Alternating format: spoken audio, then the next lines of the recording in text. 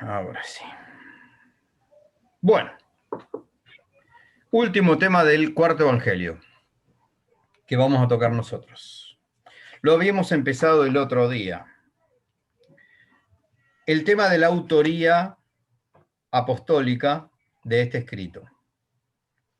El otro día habíamos estudiado los testimonios externos, es decir, qué valoración de los padres apostólicos tenía este escrito, pasaba perfectamente la prueba, habíamos dicho, de autenticidad, sobre todo respecto al hecho de que ya en el principio del siglo II empiezan a circular un montón de pseudonimias y de apócrifos que pretenden hacerse pasar por escritos cristianos cuando no lo son. Esos padres apostólicos, muy atentos y alertas a ese problema, nunca supusieron ni nunca se les cruzó que el cuarto evangelio no estuviera escrito por el apóstol Juan, siendo un escrito tan particular y tan, si se quiere, distinto al resto de los escritos. Bueno, esos eran los testimonios externos, eso lo explicamos el otro día. Ahora nos teníamos que meter dentro del texto para resolver este problema. Hola, Axel. ¿Sí? Para resolver este problema, es decir, ¿qué dice el Evangelio según San Juan de su autor?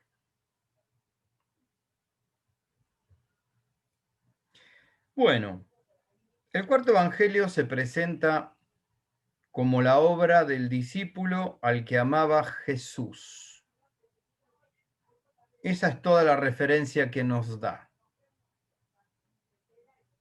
El capítulo 21, por ejemplo, nos dice que todo lo anterior fue escrito por ese discípulo. Y ese discípulo es el que el Señor amaba, el que se recostó sobre el pecho del Señor en la última cena. Ese es el autor de los 20 capítulos precedentes. No hay más testimonio interno respecto a la autoridad de este escrito que esta.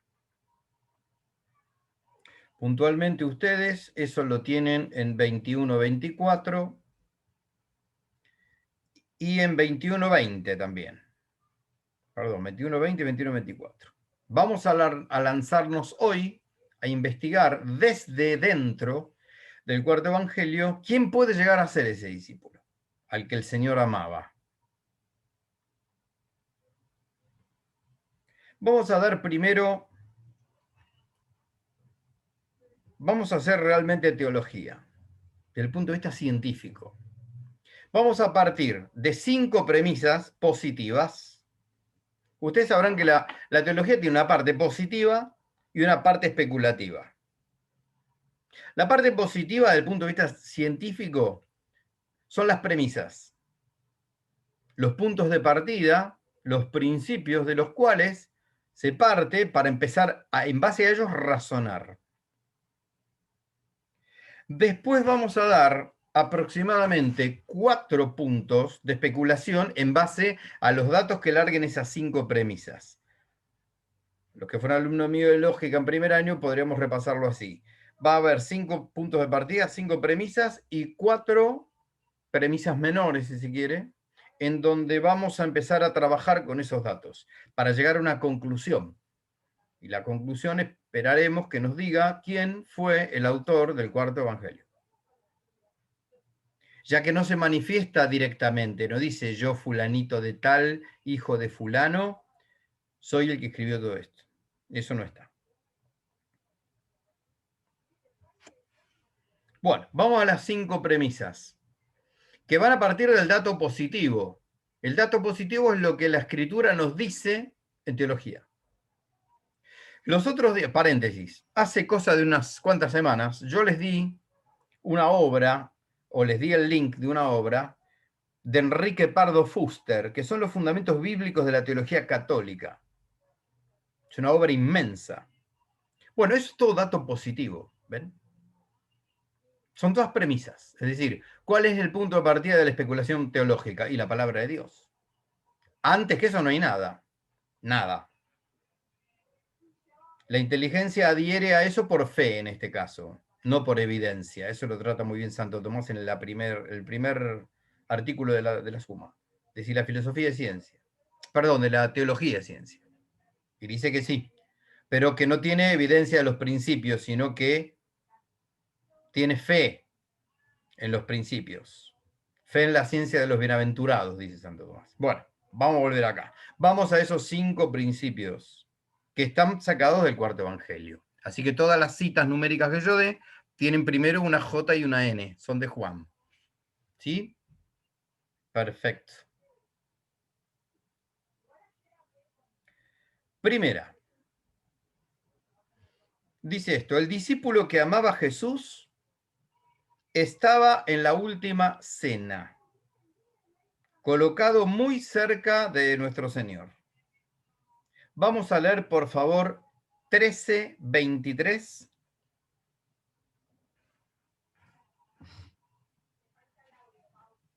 Juan 13:23, ¿podríamos escucharlo? Sí, yo puedo. Gracias, Aldana. No, por nada. 13, dice.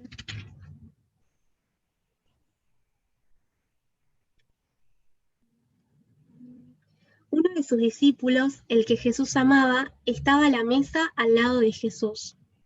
Muy bien. Gracias. Este es el pasaje donde se está relatando la traición de Judas.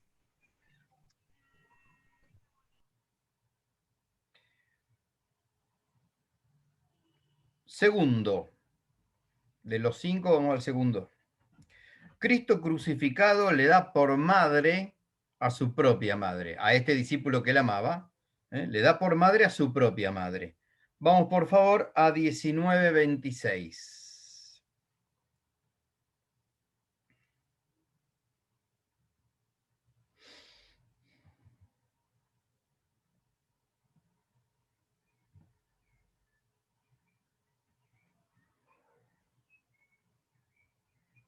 ¿Quién puede leerlo? Perdón, ¿cuál es la cita? Juan 19:26. Gracias. Por favor. ¿La leo? Dale. Bueno. Bueno. Jesús, viendo a su madre y junto a ella al discípulo a quien amaba, dijo a su madre: Mujer, ahí tienes a tu hijo. ¿Está claro? Entonces, está junto a él en la última cena, está junto a Cristo crucificado y a la madre del Señor. Segundo dato. Tercer dato. La mañana de Pascua corre al sepulcro junto a Pedro. Eso lo vamos a leer en el capítulo 20, versículo 2. Juan 20, versículo 2. ¿Quién nos puede ilustrar? Corrió al encuentro de Simón Pedro y del otro discípulo al que Jesús amaba y les dijo: Se han llevado del sepulcro al Señor y no sabemos dónde lo han puesto. Y el otro discípulo a quien Jesús amaba.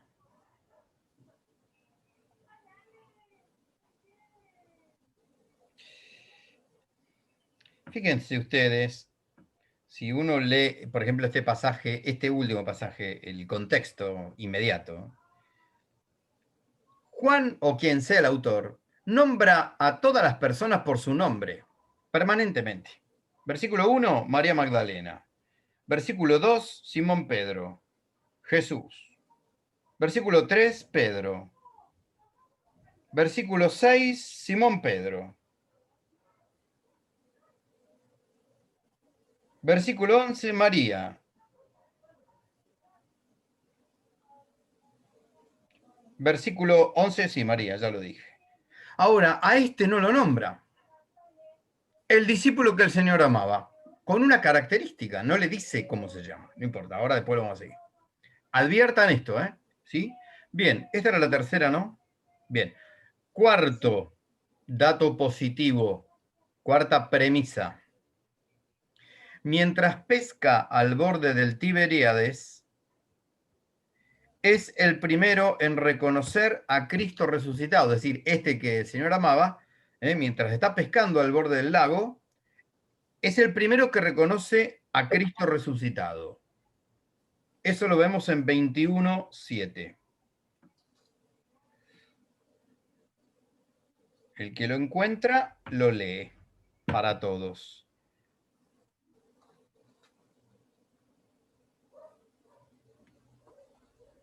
Ahí la encontré. Bueno. El discípulo al que Jesús amaba dijo a Pedro, es el Señor. Cuando Simón Pedro oyó que era el Señor, se ciñó la túnica, que era lo único que llevaba puesto, y se tiró al agua. ¿Ven? En ese contexto inmediato también. A Pedro lo nombra todas las veces que es necesario nombrarlo. Pedro, Simón Pedro, a Jesús lo mismo, pero a este no lo nombra. Solamente dice a quien Jesús amaba. El discípulo, así le llaman. ¿Sí? Muy bien. Por último, la quinta premisa. No. Vemos que este discípulo es objeto de una misteriosa profecía por parte de Jesús. La leímos el otro día, hoy la vamos a volver a traer. Está en 21:20 al 23. 21:20 al 23. Vamos a ver de qué profecía se trata.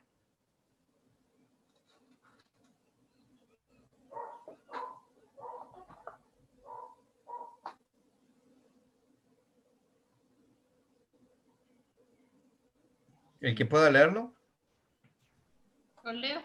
Por favor, gracias.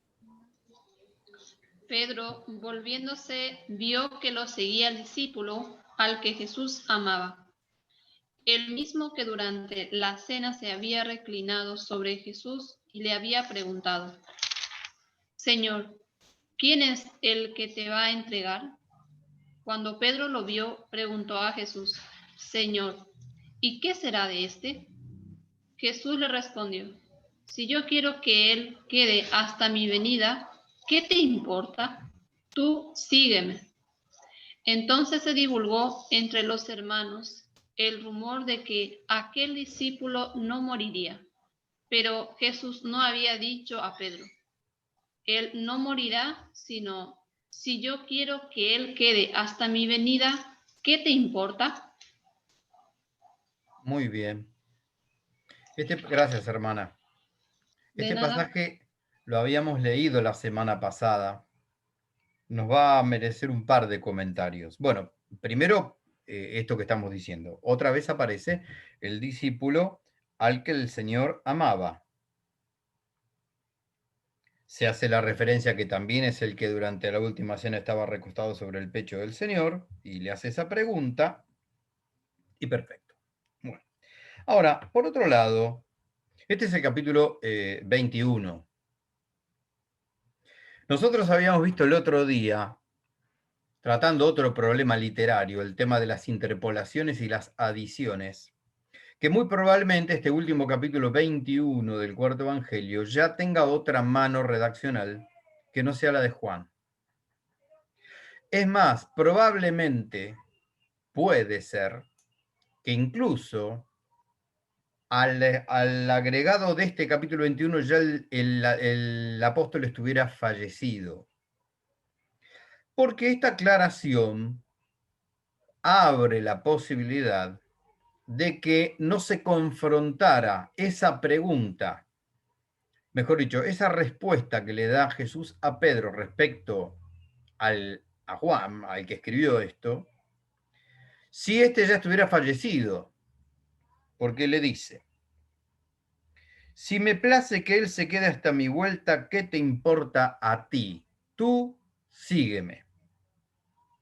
Casualmente el 23 dice, y así se propagó entre los hermanos el rumor de que este discípulo no ha de morir, o no iba a morir.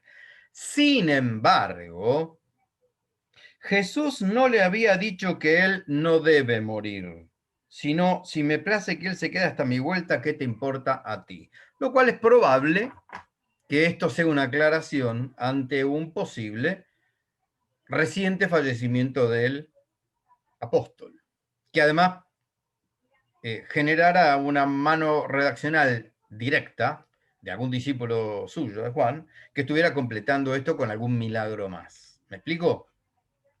¿Logro explicarme? Son todas probabilidades. Son todas probabilidades históricas, literarias. ¿Mm? Bueno. Muy bien. Terminamos ahí con la parte positiva, ¿sí? Son algunas, hay más, pero con 5 es suficiente. Hay un discípulo que no se lo nombra con su nombre, sino que se plantea el hecho de que es amado por el Señor. Bueno.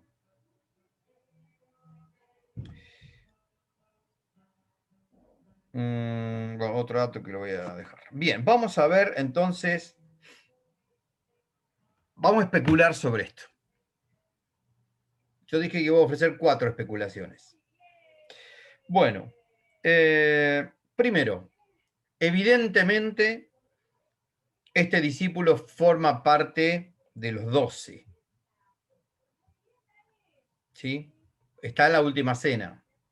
Ya en la última cena no entró cualquiera, entraron ellos nomás. Ni siquiera María está en la última cena. Son Jesús y los 12. O sea que, además de discípulo, es apóstol. Está ahí, en la última cena. Primer dato. ¿Sí? Si nosotros vamos a llegar a 1, vamos de 72 a 12, vamos. ¿Está?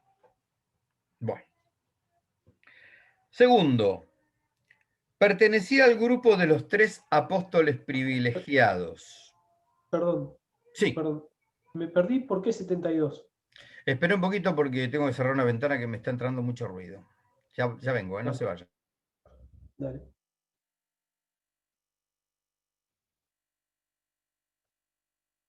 Dice, si alguno lo sabe, me lo responden ustedes, chicos.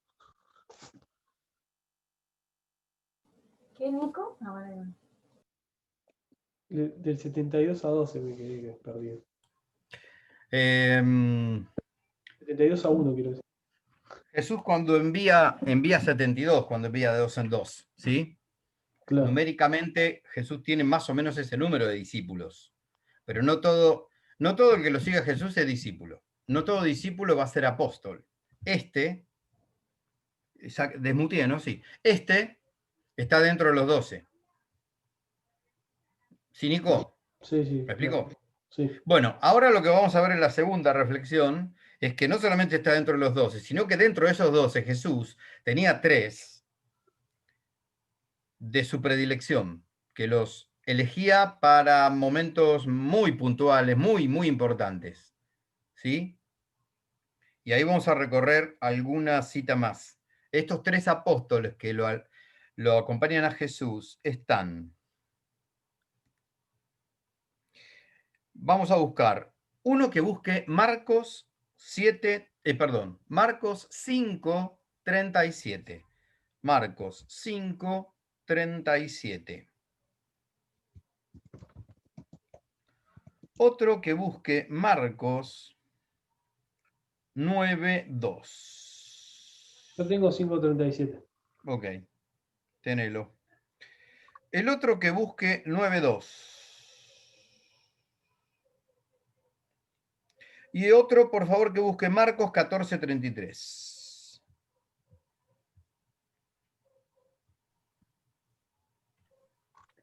Yo busqué 9.2, profe. Bueno, perfecto, Tamara. Muy bien. Bueno, ya voy, ¿eh?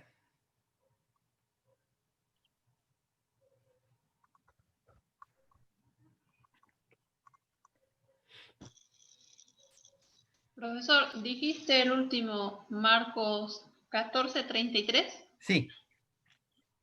Sí.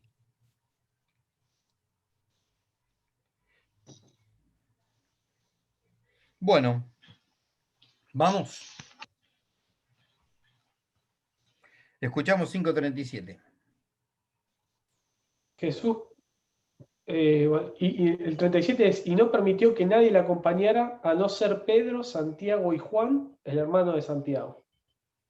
Bueno, estamos en la resurrección de la hija de Jairo. Va a resucitar un muerto.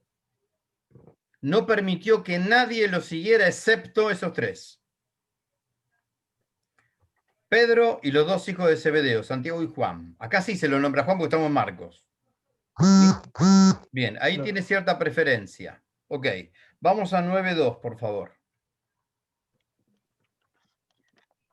6 días después, toma Jesús consigo a Pedro, Santiago y Juan y los lleva a ellos solos, aparte, a un monte alto, y se transfiguró delante de ellos. Bien, otra cita bastante importante. La transfiguración no es chiste. Creo que es hasta más grave que la resurrección de un muerto, porque Jesús resucitó muertos frente a otra gente, no solamente a sus tres apóstoles o discípulos más elegidos. Pero para ir a transfigurarse no elige a cualquiera. Se sabe, es una línea teológica muy segura, el hecho de que la conveniencia de la transfiguración fuera para fortalecerlos y prepararlos para la durísima experiencia de la cruz, de la que Juan no iba a estar lejos, al contrario. Porque si a uno le da su madre es a Juan, ni a Pedro ni a Santiago. ¿Sí? ¿Puedo decir una cosa que dice Caponeto sobre eso? A ver. 3 discípulos amaban a Cristo y a tres amores, no se lo dice en poema, pero no me lo acuerdo muy bien. Pero, y 3 cosas quiso legarles. A Pedro le dejó la iglesia, a Juan le dejó a su madre, y a Santiago le dejó España. España. Nada más y nada menos. Muy bien. Lindo. Sí, no, buenísimo. Caponeto, ¿Mario o el hermano? Antonio. Antonio. Sí, Antonio Caponeto. Lo dice en su charla sobre hispanidad. Muy inteligente los dos. Sí. Muy Sí, inteligente los dos. Muy valiente los dos. Posta. Claro que sí. Gracias, Santiago. Tanto hablar de Santiago. Ojalá me llamara Santiago. Gracias, Nico. No. Bueno, muy bien. 14:33. Lo leo. Sí.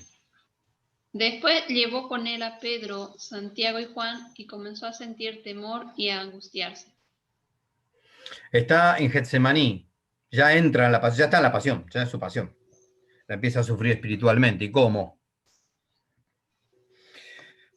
Otra vez, es decir, no es que elige tres una vez, 3 otros, yo me voy a ir llevando de a 3. No, son siempre los mismos 3. No es una didáctica, una pedagogía que está haciendo. No, son siempre los mismos 3. Para resucitar a la hija de Jairo, para transfigurarse, y en Getsemaní no deja que ningún otro se le acerque.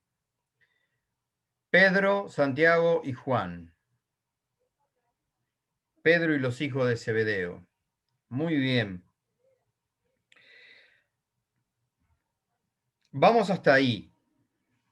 En esta segunda, vamos a hacer una pequeña reflexión sobre la reflexión. ¿De acá se desprende alguna evidencia? No. Pero da que pensar que Jesús, dentro de los 12, tiene predilección por 3 y que justo este discípulo al que el Señor amaba, que está siempre muy cerca de Jesús, que está recostado sobre su pecho en la última cena y que va a estar al lado de la cruz y que le va a dar a su madre como madre, no es disparatado pensar que sea alguno de estos 3. Es más, resultaría, como diría la teología, sentencia probabilísima. No es una certeza, pero como opinión es muy cualificada, es muy probable.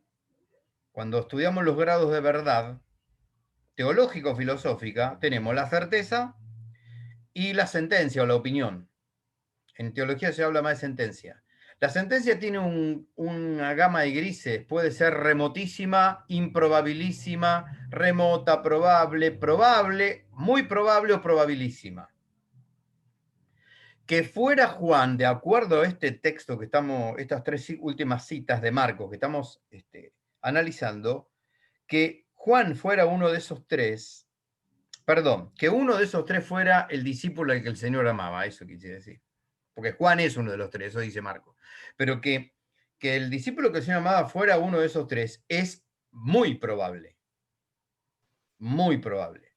Sumamente verosímil, diríamos. ¿Danilo? No. Y también se puede poner el acento que es el único que no murió mártir, ¿no? Sí. Está discutido la muerte de Juan. Pero sí. Sí, no se sabe muy bien cómo murió. Porque hubo un intento de matarlo, pero parece que no murió, en agua hirviendo. Por eso, pero dicen que después de eso fue cuando escribió Apocalipsis. El cuarto evangelio. Uh-huh. Bueno, muy bien. Bien. Nos queda el tercer y cuarto punto de reflexión. Estamos a 4 minutos nos quedan. Bueno, no, nos vamos quedando, fuimos a los 12, nos quedamos en estos 3. Caben discusiones por si pudiera ser que este discípulo más amado no estuviera dentro de los 3, sí, pero discutir por discutir. Fundamentado en que no es una certeza plena, pero es el único argumento. Esto se trabaja dentro de la verosimilitud. ¿Sí? Mi predecesor en esta cátedra, el profesor Cordero, siempre decía, cuando yo llegue, si llego, decía, una de las primeras cosas que voy a hacer es buscarlo a Juan y preguntarle, ¿vos escribiste el cuarto evangelio? Eso lo decía Cordero. Sí, yo me acuerdo que sí. ¿Vos lo conociste a Cordero, Danilo? No. Bueno. ¿Y ya llegó? Esperemos que sí. Sí, sí. O sea, partió de este mundo, partió. Sí, yo creo que sí. Está bien. Yo creo que sí. Sí, era un santo varón. Era. Sí. Muy mayor cuando era profesor mío, ¿eh? Muy mayor era, sí. Mira. Que sufría tanto en ese instituto porque era asmático. En esas aulas húmedas, pobre, cómo tosía. A veces se tenía que ir, no podía hablar de cómo tosía. Bueno, lo teníamos en primero, en Biblia 1 y Biblia 4, los 2 extremos. Sí. Bueno. Bien, vamos al tercer punto de reflexión. No puede tratarse de San Pedro. Vamos a quedarnos en esos 3. Vamos a ver si puede ser Pedro, si puede ser Santiago o si puede ser Juan. Bien, primero, Pedro no puede ser. De ningún modo. Volvamos a leer Juan 20, del 1 al 8. Juan 20, del 1 al 8.